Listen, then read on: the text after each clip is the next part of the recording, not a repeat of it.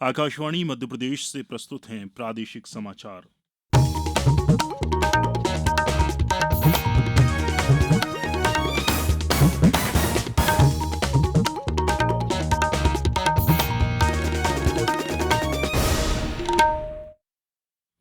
नमस्कार। समाचारों के साथ मैं राशिद अहमद खान। सबसे पहले इस बुलेटिन के मुख्य समाचार। लोकसभा चुनाव की तारीखों का ऐलान 19 अप्रैल से 7 चरणों में होगा मतदान। 4 जून को आएंगे नतीजे। मध्य प्रदेश में 4 फेज में संपन्न होगा लोकसभा चुनाव। लोकसभा के साथ ही आंध्र प्रदेश, अरुणाचल प्रदेश, ओडिशा और सिक्किम में विधानसभा चुनाव कार्यक्रम भी घोषित। और प्रदेश में फिर बदलेगा मौसम। अगले 4 दिन कई जिलों में बारिश की संभावना। अब समाचार विस्तार से। देश में 7 चरणों में लोकसभा चुनाव कराए जाएंगे। मुख्य चुनाव आयुक्त राजीव कुमार ने लोकसभा चुनाव 2024 के लिए आज तारीखों की घोषणा करते हुए बताया कि 19 अप्रैल को पहले चरण का मतदान होगा, जबकि 1 जून को अंतिम चरण के लिए वोट डाले जाएंगे। मतगणना 4 जून को होगी। निर्वाचन आयोग ने आज नई दिल्ली में लोकसभा चुनाव के साथ साथ कुछ राज्यों में विधानसभा चुनाव के कार्यक्रमों की भी घोषणा की।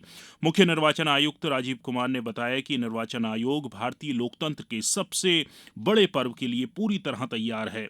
उन्होंने बताया कि देश में 97 करोड़ पंजीकृत मतदाता हैं। मतदान के लिए 10.5 लाख मतदान केंद्र बनाए गए हैं, जहां 1.5 करोड़ चुनाव कर्मियों को तैनात किया जाएगा। उन्होंने मतदाताओं से मतदान में भाग लेने की अपील करते हुए कहा कि आयोग ने देश में स्वतंत्र और निष्पक्ष चुनाव कराने के लिए पुख्ता इंतजाम किए हैं। उन्होंने कहा कि इन चुनाव में पहली बार वोट देने वाले 1 करोड़ 82 लाख मतदाता होंगे। श्री कुमार ने बताया कि आयोग 85 वर्ष से अधिक आयु के लोगों और दिव्यांगजनों को घर से ही मतदान करने की सुविधा प्रदान करेगा। उन्होंने ये भी बताया कि राजनीतिक पार्टियों को ये बताना होगा कि उन्होंने गंभीर आपराधिक मामलों वाले उम्मीदवारों को चुनाव में क्यों उतारा। मुख्य निर्वाचन आयुक्त ने कहा कि चुनाव में हिंसा के लिए कोई जगह नहीं है और यदि कहीं हिंसा हुई तो आयोग कड़ी कार्रवाई करेगा।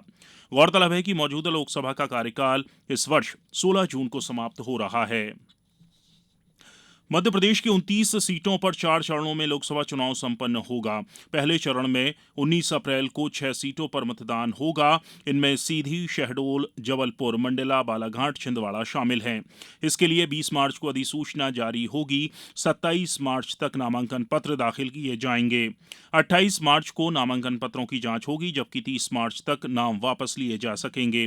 वहीं दूसरे चरण 26 अप्रैल को 7 सीटों टीकमगढ़, दमोह, खजुराहो, सतना, रीवा, होशंगाबाद, बैतूल लोकसभा क्षेत्रों में वोट डाले जाएंगे।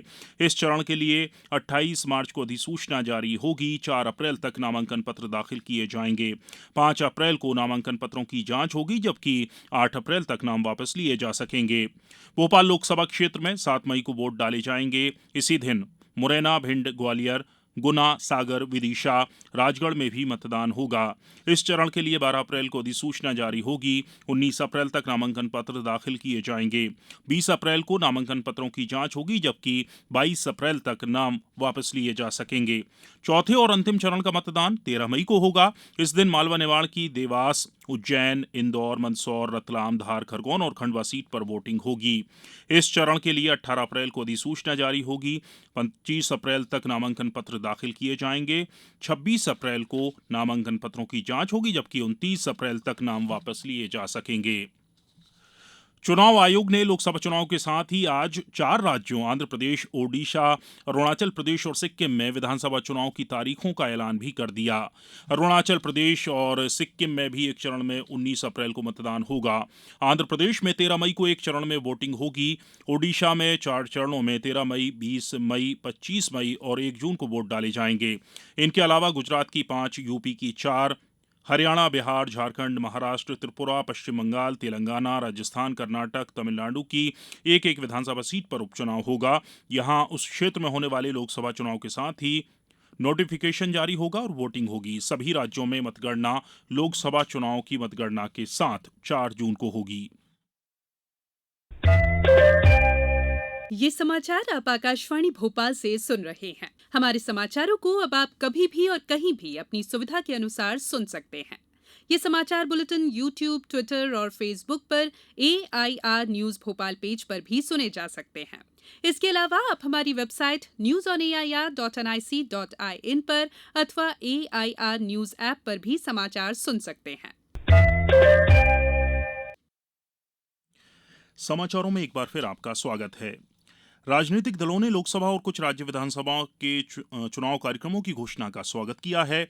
भारतीय जनता पार्टी के वरिष्ठ नेता और प्रधानमंत्री नरेंद्र मोदी ने कहा है कि भाजपा और एनडीए चुनाव के लिए पूरी तरह तैयार है। भाजपा अध्यक्ष जेपी नड्डा ने कहा कि चुनाव लोकतंत्र का सबसे बड़ा पर्व है। उन्होंने देश के लोगों से बड़ी संख्या में मतदान करने और विश्व के सबसे बड़े लोकतंत्र के आधार को मजबूत करने का आह्वान किया। कांग्रेस अध्यक्ष मल्लिकार्जुन खड़गे ने कहा है कि लोकसभा चुनाव भारत के लिए न्याय का द्वार खोलेंगे। प्रसार भारती के नए अध्यक्ष नवनीत कुमार सहगल ने आज कार्यभार ग्रहण कर लिया। कार्यभार ग्रहण करने के बाद श्री सहगल ने मीडिया से कहा कि दूरदर्शन और आकाशवाणी की पहुंच दूर दराज के क्षेत्रों तक है और ये सूचना के भरोसेमंद स्रोत हैं। उन्होंने कहा कि आम लोगों तक निष्पक्ष खबर पहुंचाना प्रसार भारती का कर्तव्य है। श्री सहगल भारतीय प्रशासनिक सेवा के उत्तर प्रदेश संवर्ग के 1988 बैच के सेवानिवृत्त अधिकारी हैं। अब खबर मौसम की। अरब सागर और बंगाल की खाड़ी से नमी आने से प्रदेश के मौसम में एक बार फिर बदलाव होने लगा है। प्रदेश में अगले 4 दिन यानी 19 मार्च तक ओले बारिश का दौर चलेगा। आज मंडला, डिंडौरी, छिंदवाड़ा और पांडुरना जिलों में बारिश के साथ ओले भी गिर सकते हैं, जबकि 40 से 50 किलोमीटर प्रति घंटे की रफ्तार से आंधी चलने का अनुमान भी है। मौसम के इस बदलाव का असर जबलपुर समेत पूर्वी हिस्से के 26 जिलों में पड़ेगा।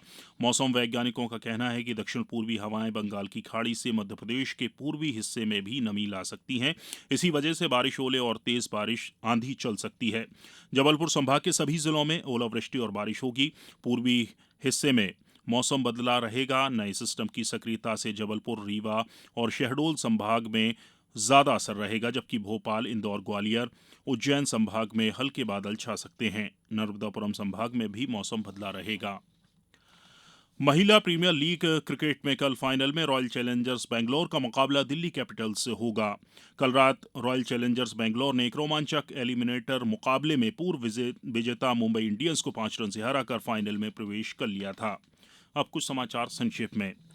सतना और मैहर जिले में लोकसभा चुनाव की घोषणा होते ही आदर्श आचरण संहिता तत्काल प्रभाव से लागू हो गई है। कलेक्टर एवं जिला निर्वाचन अधिकारी ने सभी राजनीतिक दल, जनप्रतिनिधियों और अधिकारियों कर्मचारियों को आदर्श आचरण संहिता का कड़ाई से पालन करने की सुनिश्चित करने की अपील की है। लोकसभा चुनाव की घोषणा के बाद खरगोन बड़वानी लोकसभा क्षेत्र के अंतर्गत 13 मई को मतदान होगा। छिंदवाड़ा जिले में कलेक्टर ने बटका खापा के सरकारी स्कूल और हॉस्टलों का निरीक्षण किया। इस पर लापरवाही पर 2 शिक्षक सहित भृत्य को निलंबित किया। उल्लास नवभारत साक्षरता कार्यक्रम के तहत मूलभूत साक्षरता और संख्यात्मक परीक्षा आगरमालवा जिले में कल होगी, जिसमें 32,856 परीक्षार्थी शामिल होंगे। लोकसभा निर्वाचन 2024 के तहत सूचनाओं के आदान प्रदान के लिए धार और नीमच में जिला स्तरीय कंट्रोल रूम स्थापित किया गया है। ये कंट्रोल रूम 24 घंटे कार्यरत रहेगा। गुना जिले के धरनावदा थाना अंतर्गत रोटियाई हाईवे पर एक सड़क दुर्घटना में 2 बाइक सवारों की मौत हो गई। लोकसभा चुनाव की आचार संहिता लागू होते ही सीहोर जिले में धारा 144 लागू कर दी गई है। अंत में मुख्य समाचार एक बार फिर। लोकसभा चुनाव की तारीखों का ऐलान। 19 अप्रैल से 7 चरणों में होगा मतदान। 4 जून को आएंगे नतीजे। मध्य प्रदेश में 4 फेज में संपन्न होगा लोकसभा चुनाव। लोकसभा के साथ ही आंध्र प्रदेश, अरुणाचल प्रदेश, ओडिशा और सिक्किम में विधानसभा चुनाव कार्यक्रम भी घोषित। और प्रदेश में फिर बदलेगा मौसम। अगले 4 दिन कई जिलों में बारिश की संभावना। इस बुलेटिन में आज बस इतना ही। नमस्कार।